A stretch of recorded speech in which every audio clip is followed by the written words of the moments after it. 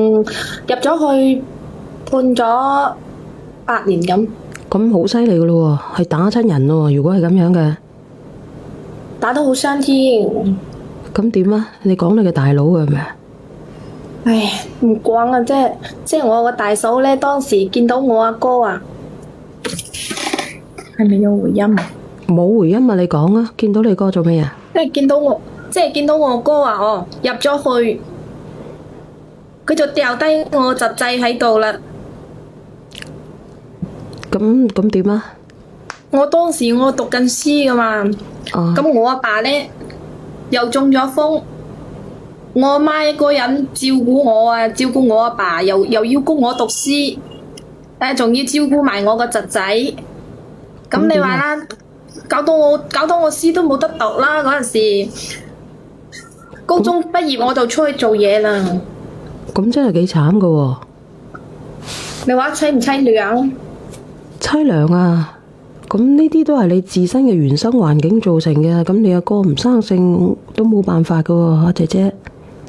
係啊，咁我讀書，我到咗高中我就冇讀啦，我就入個廠啊！我哋嗰邊好多廠噶嘛，啊，嗰啲咩無職廠啊、製衣廠嗰啲，咪入去做嗰啲文員咯。啊，咁工資又唔高噶啦，你知噶啦，工資又唔高，學歷冇啊嘛，工資唔高啊嘛，咁我阿媽又做嗰啲咩，即係幫人哋打掃衛生嗰啲清潔工嚟嘅。哦，咁你呢？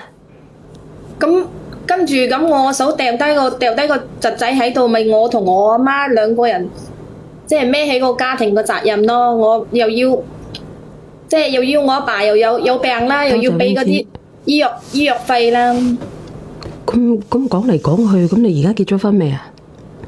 結咗啦，即係嗰啲，即係我想講嘅就係，即係我當時我工資又冇交，我嗰個爸，即係我阿媽我阿爸又有病，咁我阿媽嘅工資又好低，咁我哋兩個人照顧我阿爸，即係勉強嗰啲錢啊，即係維持我哋自己嘅日常生活㗎咋，咁啱咧，即係咁啱咧，咁我廿零歲嗰年就遇到我依家嘅老公。啊，你一分定係二分啊？我一分啊！哦，咁遇到你而家嘅老公，你想點啊？呢個老公唔啱你係咪？我當時同佢講好噶啦嘛，咁你要無條件，即係我屋企咁情況咧，就咁個情況，咁你要無條件咁接受我哋我個家庭現狀啊，即係已經接受我爸爸同媽媽。咁佢當時都幾好嘅，咁同我結婚之後咧，咁佢就因為佢係冇爸媽嘅，咁佢同我結婚之後咧都一齊住埋一齊啊，咁平常時都幫下我哋一齊照顧下我個侄仔。哦。但係佢個人即係點講咧？佢個人佢農村嘅屋企家庭條件咧比較差，即係比我仲曳過我哋咯。啊，咁你冇辦法噶，咁你咪揀咗佢啫。係啊，就咁我揀咗佢，咁佢都算係唔錯嘅，都幫下啦，即係幫下我屋企啦。咁唔錯嘅，咁你而家連上嚟，你想講啲乜嘢噶？其實咁我就見即係話你屋企條件又唔好，咁又屋企又冇咩負擔，咁當時你同我一齊嗰陣時又應承嘅話，當時佢又應承嘅話，接受無條件接受我父母嘅話。咁我先同佢結婚咯，嗬。咁佢結咗婚之後對你父母好唔好？